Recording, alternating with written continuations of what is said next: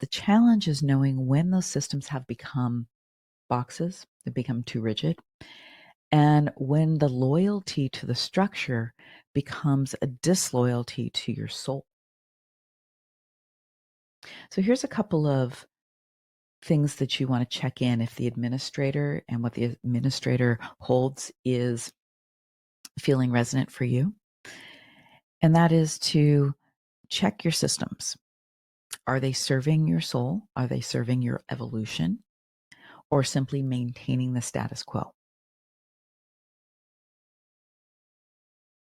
And with Saturn, the administrator, for the next 2.5 years being in Pisces, there's a lot of restructuring going around, and also restructuring that is very soul oriented, because Pisces is a very spiritual sign. And we are going to be called to, and depending on how this is hitting you in your chart in particular, we're going to be called to some restructuring that allows us and our soul to breathe more. Also, this is a time to reconnect to the purpose behind the structure. What is the purpose? What is it serving? How is it serving?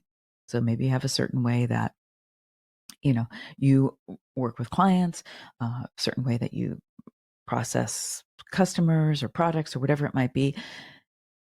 And if anything's feeling off, what is the purpose behind it? Purpose always pulls things forward. Purpose is the big why. And we talked about purpose, maybe episode 3 of the podcast, 3 or 4. Purpose is your big why.